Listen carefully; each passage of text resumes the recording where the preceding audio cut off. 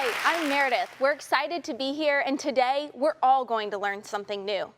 As a leader in digital farming, we at FieldView work hard to make sure every tool is both powerful and simple to use. But when it comes to things like algorithms and data science, it's really easy just to get lost in the numbers. Today, 3 different FieldView scientists will help us understand a little more about data science and digital farming. Let's get started. First up, we've got Morrison, a corn modeling lead. So you deal with a lot of data, and I know that you're here to talk to us about encryption. I see you've got some letters cut out. Thanks very much for having me, Meredith. You're right, we do, and we're going to talk about data. And data in its simplest form is really just information. And so you can think of information as a simple series of letters. In this particular case, we've got an example that spells out the word hello. Now, I think we could both agree that this word is probably not very secure right now. You can see it, I can see it, we can all read it. And so if this were actually a data point inside of FieldView, what we would actually do is run a process called encryption to keep this word safe. So what exactly is encryption? That's a great question. You know what? And to answer that question, I need your help.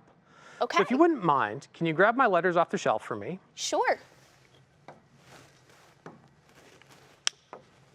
Now, think about this. Encryption in its simplest way is really just a way for us to take those letters that you just grabbed and turn them into an unusable form so that if anybody got access to the information, they wouldn't be able to use it or even understand it. To mimic that, what I want you to do today is actually put those letters in here for me.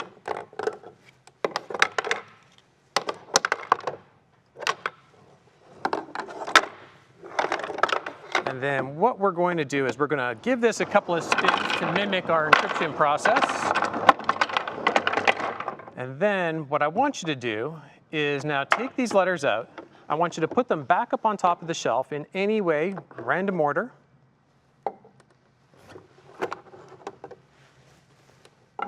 Perfect.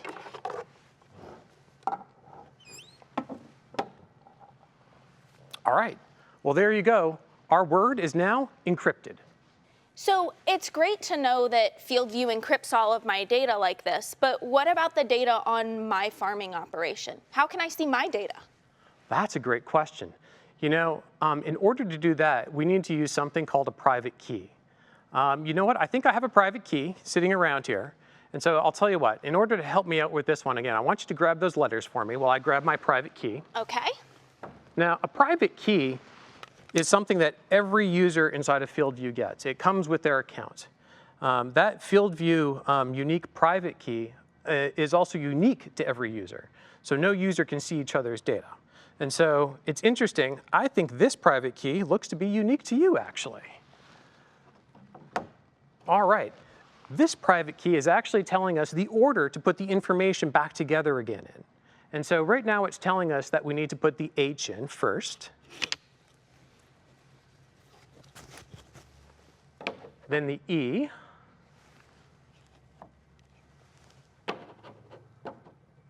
the L, and another L,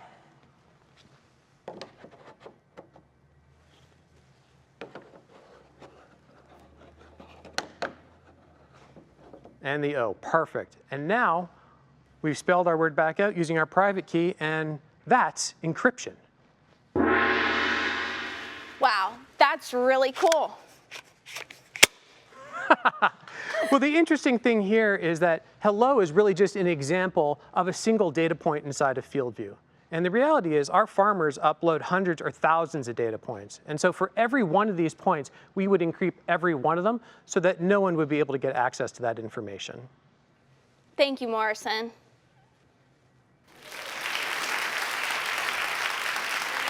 Did you know that you can create a manual planting, application, harvest, and hydrous or tillage map in the CAB app? Some of the benefits of the manual map tool are that it generates data layers needed to utilize yield analysis, as well as giving you the same visualization and reporting as if collecting data through compatible equipment or uploading data via data inbox. To create a manual map layer, open up the CAB app, then go into the settings page, tap on the Data tab, and select Add Activity. Then select your desired field and equipment and enter the information based on the map layer and equipment. Then select Add Activity, and then you're done. Go back to the home page of the CAB app, open up the map page, select the field, and there you will be able to see your manual map. We are back and we have another experiment. As you know, there is an art and a science to seed selection and placement. And for that, we have one of our data science managers, Fletcher, who's going to show us a fun way to think about data-driven seed prescriptions. So Fletcher, let's get started with something simple. How do you write a seed prescription? That's a great question, Meredith. So when you write a seed prescription, you want to take in as much information as possible to build the best possible seed prescription for a given seed on a given field. Now, what that usually means is that you're going to take your personal data, you're going to combine it with your personal experience, and find a prescription that you feel works. At the end of the season, that'll be the ultimate test on that seed prescription. And the outcomes could be any of these that are along the bottom here of this Plinko board. We've got flat yield, fewer bushels, more profit in bushels where we really want to land, fewer bushels again, that seems like a risky box, and then more profit at the very end there. You'll see, though, to get there, you've got to go through this simulated season. And so we've called out a few of the factors that might influence what your ultimate outcome will be. That includes drought, and then on the other extreme, heavy rain, soil type, disease, temperature, hail, as well as strong wind. So let's go ahead and take this first planting prescription and put it through one of our simulated seasons and see where we land. All right, we've landed in fewer bushels. So for this particular season, that seed script didn't optimize the outcome that we desired. So I'll go ahead and send one more through just to give a sense of what the different outcomes could be. And we've hit fewer bushels twice. Those are two back-to-back bad seasons. Now, FieldView seed scripts takes in that specific field's historical performance, but it also combines it with hundreds of thousands of research fields. Now, using that data together, we pass it through an advanced model, and we come out with what we feel is the best possible prescription for your individual field. What that does is it significantly improves the probability that you're going to wind up in this middle bucket, more profit and bushels. To simulate it here, that's kind of like setting up some bumper plates. Would you give me a hand, Meredith?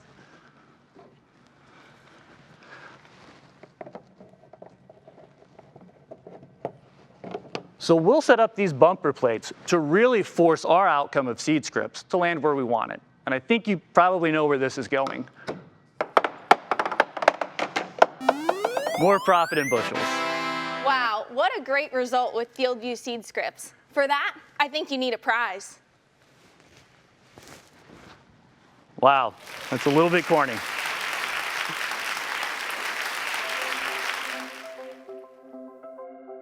Hello everyone, my name is Willow Griffith and I'm a technical product specialist here at Climate FieldView. A question that we get asked often from growers is how do I move data that was recorded in the incorrect field back to where it's supposed to go? So once you get it logged in on climate.com, in the top right hand corner you'll click on Settings, and in the drop down you'll click on Fix Data. Once that page loads, you'll be able to select if it was planting files or harvest files, as well as the year. Once those are selected, you'll be able to put a check mark next to the field that currently has the data that needs to be moved, and then click Reprocess Spatially in the top right-hand corner. In about 30 minutes to an hour, that data will show up in the Import tab, and you'll be able to reassign the data to the correct field from there.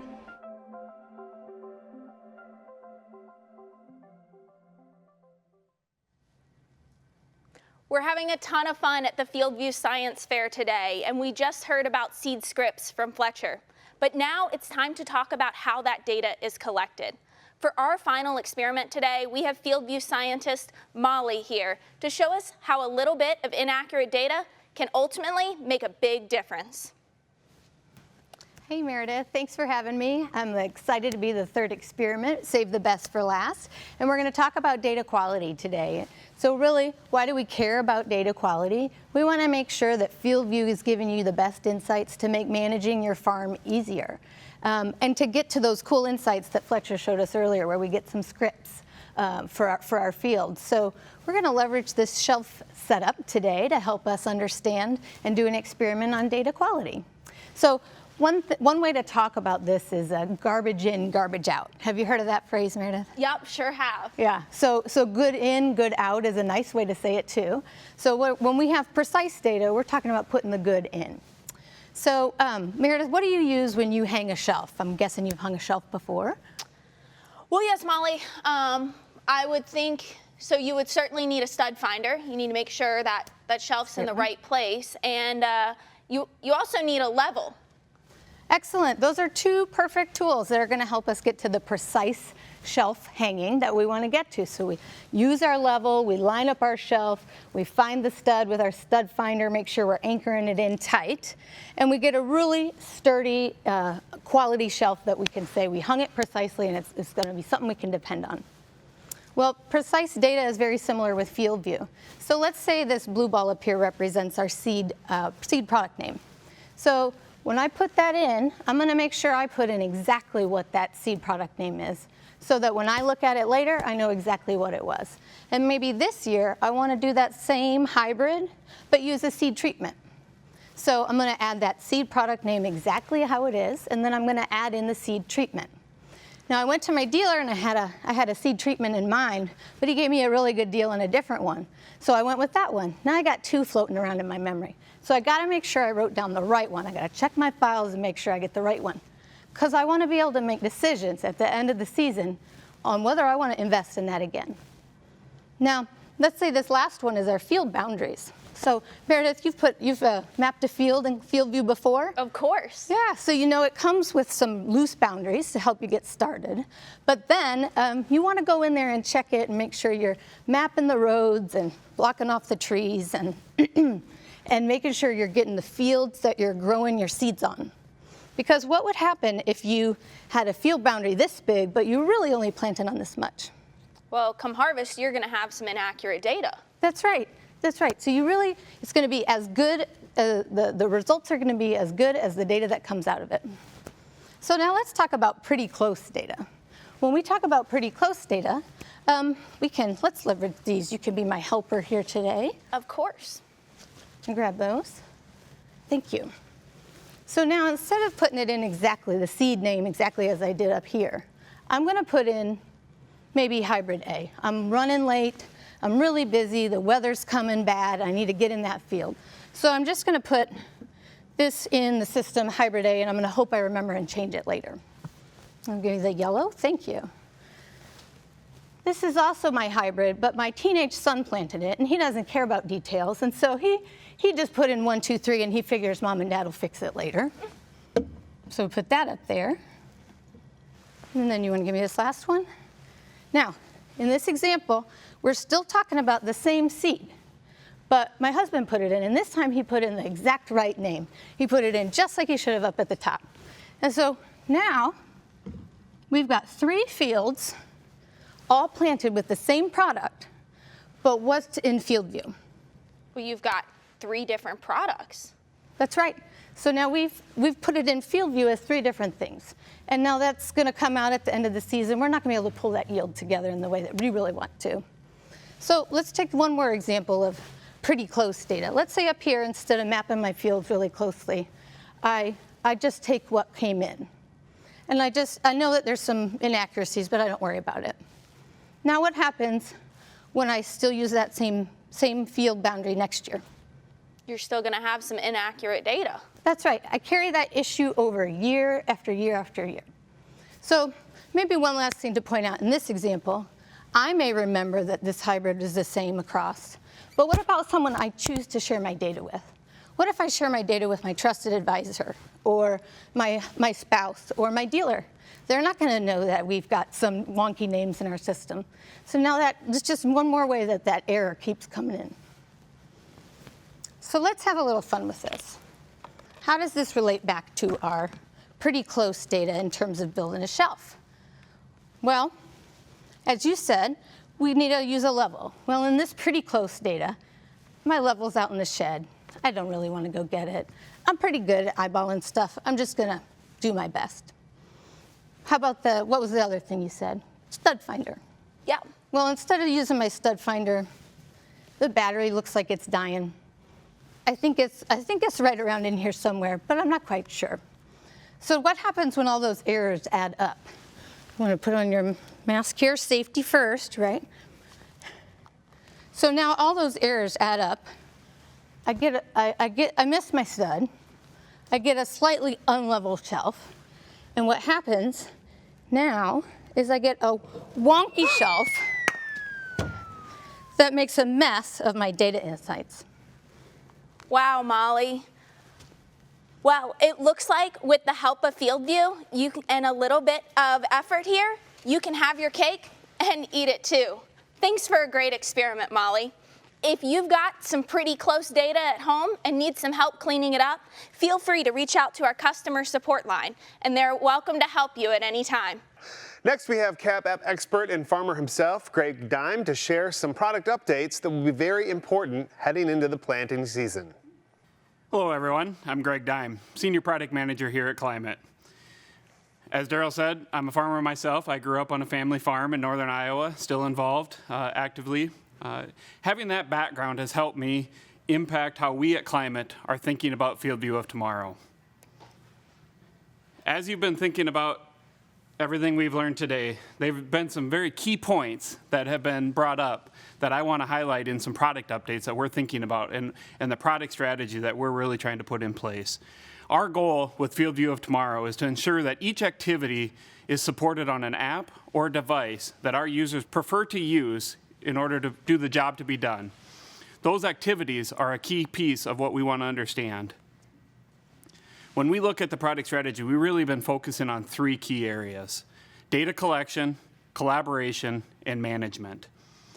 Let's think about that job to be done when we're out in the field and we're actually collecting that data. What tools do we really need while we're in the act of creating that activity or creating that job or doing that job and collecting the data? How about when we actually fast forward to in season? What do we need to interact with our data? Or ultimately from a management standpoint, how can we provide tools like seed scripts that you just heard about from Fletcher? How do we provide those in order so that you can manage and have a better outcome at the end of the season? When I think about the CAB app was designed for really one purpose: to help and ensure our growers collected and visualized the data that they did while performing an activity in the CAB. The CAB app has been a powerful tool. It's been much more than that. And at that point, we determined that there were some limitations with the CAB app itself and the activities and the devices that we were putting it on. From there, we have been dedicated to make sure we have the best possible in-cab experience, understanding what tools we need to allow you to help build the best data set so that you don't have dirty data, so that you don't end up with a messed up cake. Having those tools while you're in the cab are really what we are focused on for that in-cab experience. However, we're stepping one step back and we're looking at what else can we provide for supporting tools? How else can we back up what the CAB app has done for us so far? If you've been out on climate.com lately, you've noticed that we've actually been putting some enhancements out there. One of them is scouting on the web. When we think about the activity to be done while you're in the field, one of the biggest things that the benefit we've had is at your fingertips. When you scout your farms or you hire somebody to go out and scout your farms, you share your data with them. They have access to that data on an Android phone or an iOS phone or an iPad. Taking that to the farm to collect that data, to scout your fields, to help you learn, that is one of the benefits that we've had here at FieldView. We're taking it a step farther. Being able to access that data now on the web allows us to actually come home and sit at our office on a bigger screen and interact with that data. By interacting with that in almost a near-time fashion, somebody could be out in the field collecting that data for you, and actually you are sitting there watching it come in. You get to learn from that. And learning is really a key piece that I'm going to talk about when it comes around to the whole platform solution. Field Region Report is another one we're very excited about, bringing Field Region Report to the web. Many of you have heard, if you're climate users, current climate users, you know Field Region Report is a very powerful tool in the CAB app. Taking that to the web allows us to actually have a full platform experience. The ability to dig in, if you're sitting across the desk from a trusted advisor, from your insurance agent, from an agronomist, from your marketing advisor, you may have your iPad, much like I have mine here in front of me. You have it at your fingertips. That's been a benefit that we've had. It's on a device that you prefer to use when you want to use it. Having it on the iPad or an Android device gives it to you when you need it. Now, taking it back to your office, I know I have a 27-inch screen that I'd much rather play around with and actually look at than digging in deep into my iPad. Having that on the web allows us to dig in, analyze, and ultimately learn from our data. When I think about learning, the best way that I learn is to ask questions. I'm not afraid to ask questions. So as you've heard me say, learn from your data. How do we think that we can learn from our data? I want to be able to ask questions from it. Being able to look at yield analysis on climate.com. Just a few weeks ago, we released the beta reports tab at the top of the website. You may have seen it, you may have clicked on it, great. This is the beginning step of understanding how we can actually help you answer questions or ask questions of your own data. Every operation has a unique data set. Ask questions and learn from your own. Yield analysis on the web is just one of the beginning stages that we're really looking at on how we can provide the best experience on all platforms across the organization or the operation. So to wrap that up, let's think about those 3 guiding principles that I talked about. What tools do we need for collection? What do we need for collaborating? And ultimately, how do we turn that data that you're collecting and collaborating with, interacting with, how do we turn that around into value and provide that back to you? Those are the key guiding principles of our product strategy as we move forward with FieldView of tomorrow.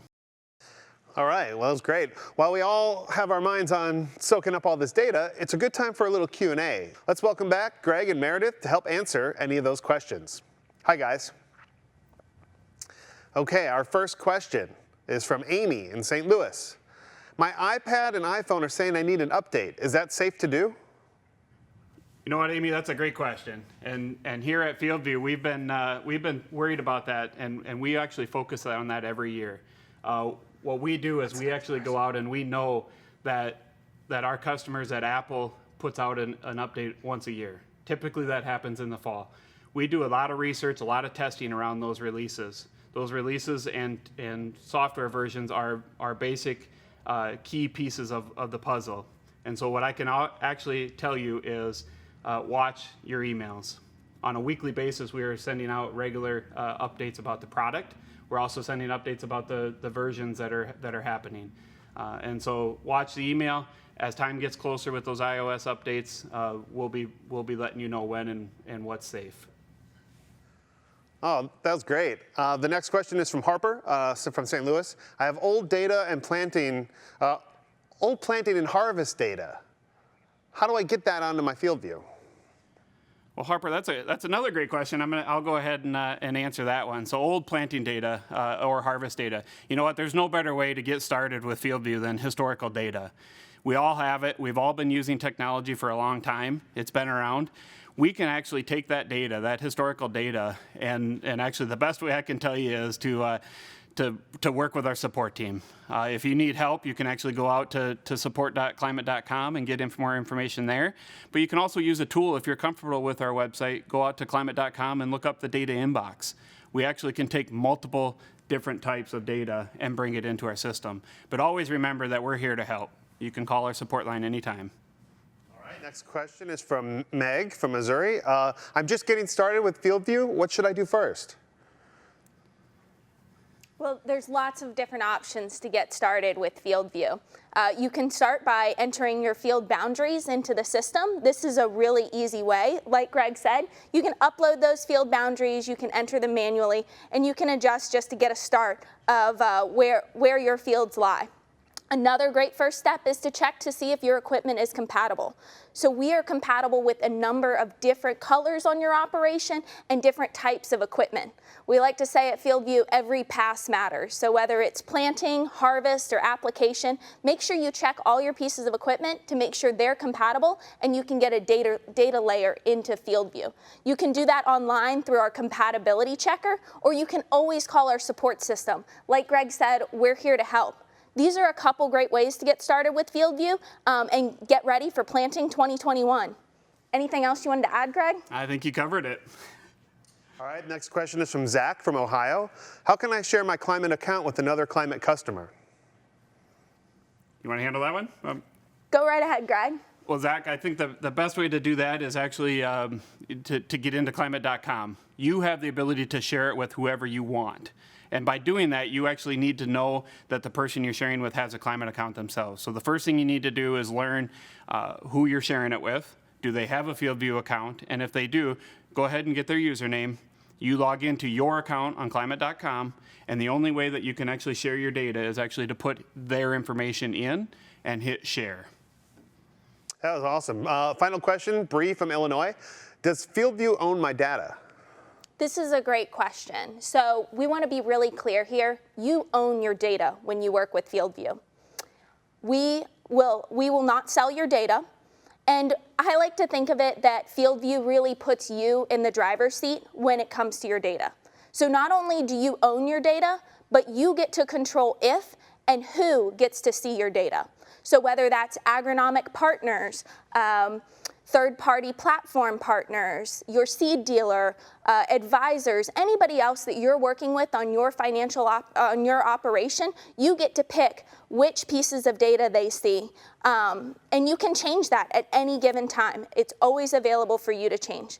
So no, you own your data, and we do not sell your data at FieldView. And keep in mind that it's encrypted. Well, thanks so much, guys. And big thanks to everyone on our panel and to all of you, and thank you for your questions as well.